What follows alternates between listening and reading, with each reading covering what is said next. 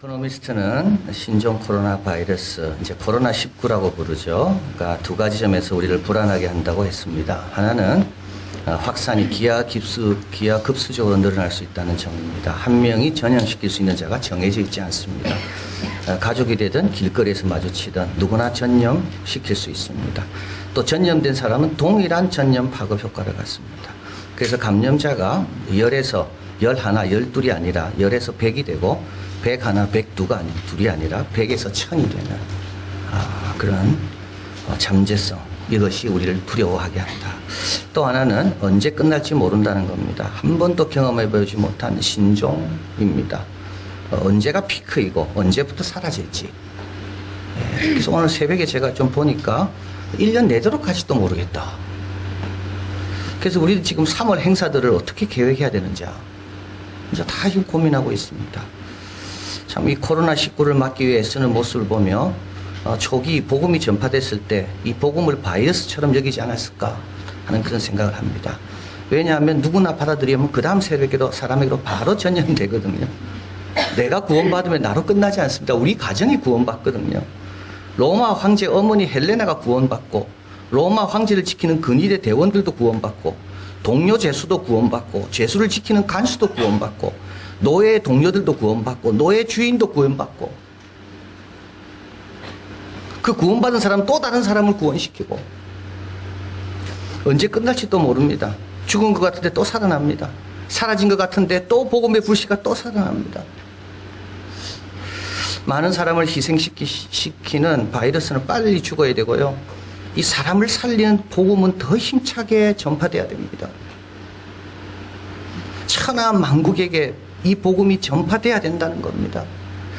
요한계시록은 이런 역할을 계속할 것을 말씀하는 내용입니다.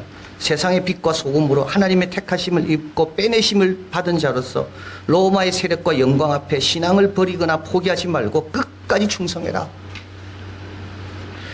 자, 요한계시록은 이렇게 시작합니다. 1절 예수 그리스도의 계시라. 여러분, 계시란 말은 뭡니까? 비밀이었던 것이 드러나는 겁니다. 인간의 인지 범위를 넘어섭니다. 그러나 은혜로 전달된 것이 계시입니다. 삼위일체 성부, 성자, 성령이 하나라는 거, 이건 계시입니다. 인간의 인지 범위를 넘어서는 겁니다. 예수님께서 하나님인데 육신을 입고 오셨다. 이거는 계시입니다. 인간의 인지의 범위를 넘어서는 겁니다. 우리 하나님은 살아계시고 전능하시고 우리를 사랑한다는 거, 이거는 다 계시입니다. 우리 인간의 인지 범위를 넘어서는 겁니다. 성경은 계시의 책입니다. 복음은 계시의 핵심입니다. 교회는 이 계시를 가르치고 전하는 곳입니다. 요한계시록은 예수 그리스도의 계시다. 자, 그러면 무엇을 계시할까요? 무엇을 은혜로 우리에게 알려주기를 원하십니까? 1절에 보니까 반드시 속히 될 일입니다. 반드시 속히 될 일은 뭡니까? 7절입니다. 한번 읽어봅니다.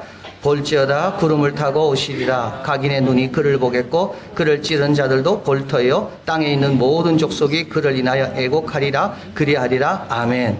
여러분, 요한계시록을 읽으시다가 볼지어다 보라, 이거는 눈으로 보라는 뜻이 아닙니다. 진실로 그러하다, 그 아멘이란 뜻입니다. 그리고 7절은 아멘이 2번 나옵니다. 볼지어다 시작할 때 아멘, 맨 마지막에 그러하리라 아멘. 그래서 시작하면서부터 아멘을 외치는 겁니다. 왜? 진실로 그러하거든요. 뭐가 진실로 그러하다고요? 반드시 속히 될 일이 뭐라고요? 바로 예수님이 오신다는 겁니다.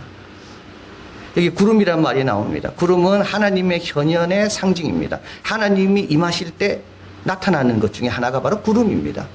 그리고 구름은 이 하나님의 운송의 수단.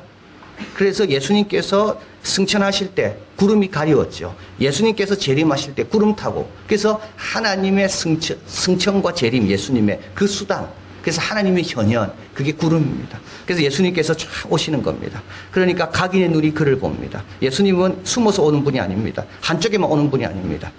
모든 족속이 다 봅니다. 찌른 자도 봅니다. 찌른 자는 예수님을 찌른 자가 아니죠. 이때는 벌써 예수님께서 승천하시고 한 60년 지났으니까 예수님을 찌른 자 아니고 교회를, 성도를 찌른 자입니다. 자, 모든 족속이 그를 인하여 애곡한다. 왜 애곡할까요? 늦었다는 겁니다. 늦었습니다. 그래서 요한계시록에 여러 기회를 주시거든요, 하나님이. 근데도 회개하지 않습니다. 근데 어느 날 보니까 예수님이 임하시는 겁니다. 늦은 겁니다. 그래서 애곡하는 겁니다. 자, 여러분 잘 보시길 바랍니다. 우리 한쪽에는 예수님이 오시는 것이요, 한쪽에는 심판이고 다른 쪽에는 구원입니다. 주님과 성도를 핍박한 로마에게는 화가 되고요, 믿음을 지킨 성도들에게는 어린 양의 혼인잔치가 됩니다. 이것이 반드시 속히 이루어진다. 이게 바로 예수님이 사도 요한에게 보여주신 계시다. 자, 그리고 1절에 보니까 이는 하나님이 그 예수 그리스도입니다. 그에게 주사 반드시 속히 될 일을 종들에게 보이시려고 천사를 그 종 요한에게 보내어 지시하신 것이라. 이걸 명령사슬이라 그럽니다. 우리 하나님은 바로 종들에게 말씀할 수 있지만, 우리들입니다, 종은.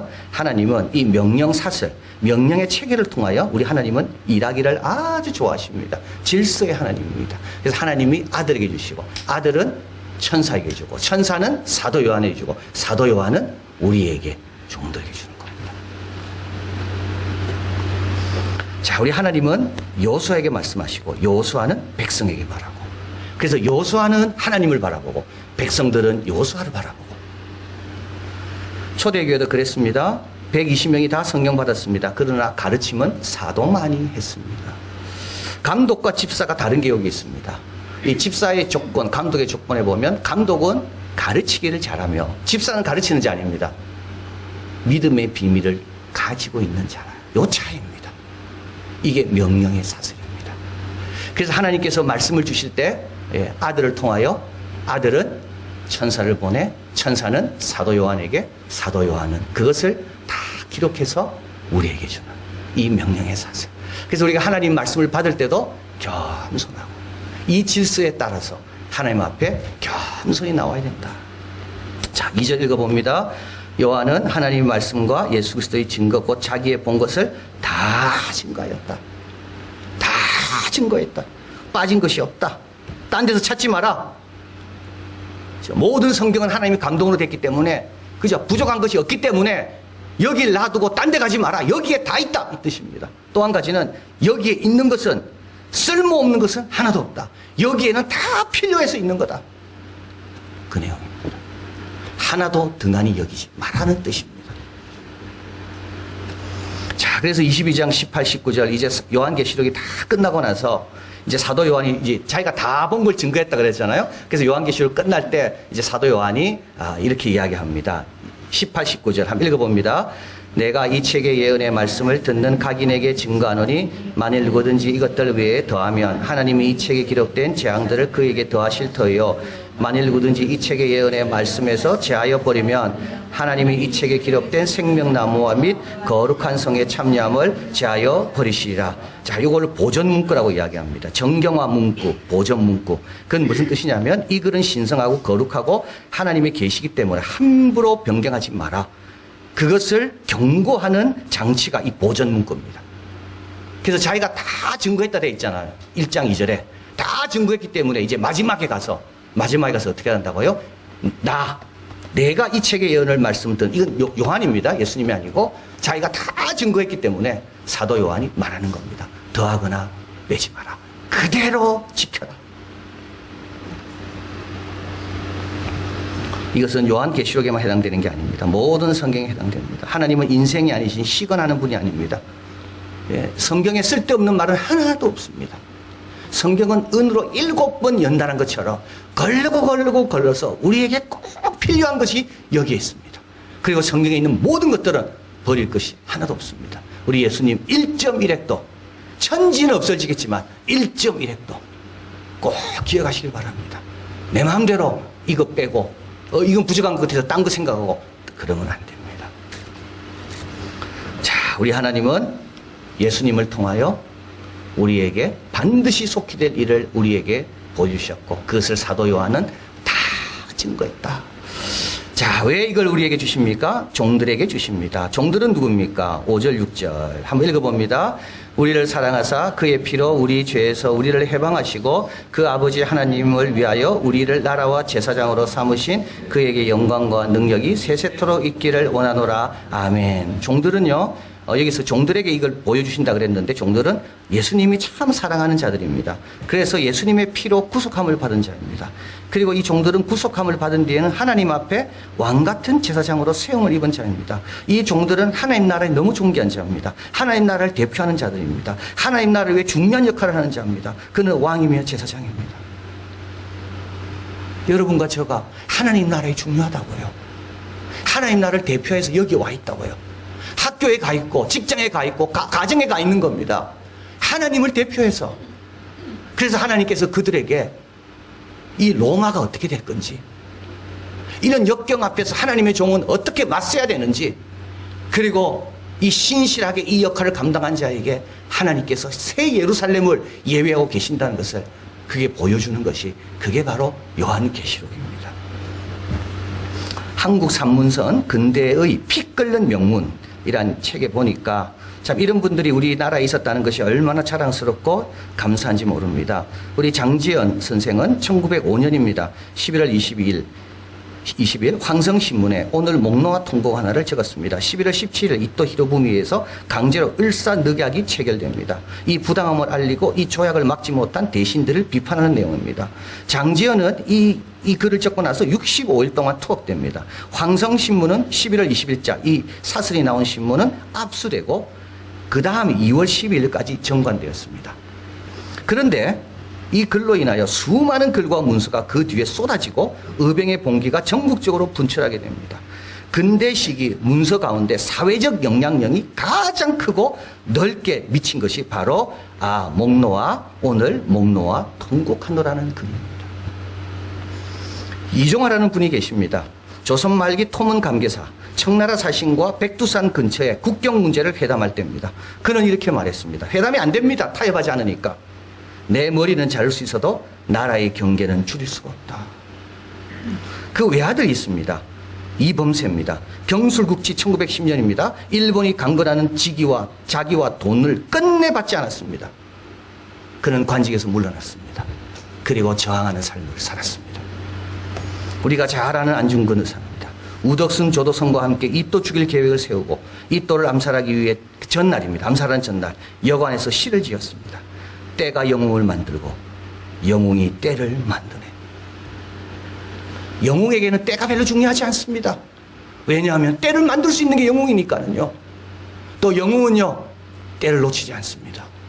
때가 왔을 때 비겁하게 물러가는 것은 그건 또 영웅이 아닙니다. 그는 류슨 감옥에서 일본을 향해 이렇게 말했습니다. 용과 호랑이의 위세로 어찌 뱀과 고양이의 행동을 하는가? 저는 이거를 읽을 때 우리 그리스도인이 아닙니까? 왕 같은 제사장의 그 위세를 하나님 주셨는데도 우리의 행동은 너무나도 초라하고 너무나도 작지 않습니까? 일본을 향해 그는 말합니다. 용과 호랑이의 위세를 가져놓고도 어찌 용과 호랑이답게 굴지 못하고 뱀과 고양이처럼 행동하는가? 우리 하나님 어떤 분입니까? 4절에 이제도 계시고 전에도 계시고 장차 오시리입니다. 8절에 나는 알파와 오메가라. 이제도 있었고 전에도 있었고 장차 올 자요 전능한 자라. 우리 예수님 어떤 분입니까? 5절 충성된 증인, 죽은 자들 가운데서 먼저 나시고 땅의 임금들의 머리가 되신 예수 그리스도. 우리는 이분의 제자요 이분의 종입니다. 어찌 용과 호랑이의 위세를 갖고 고양이와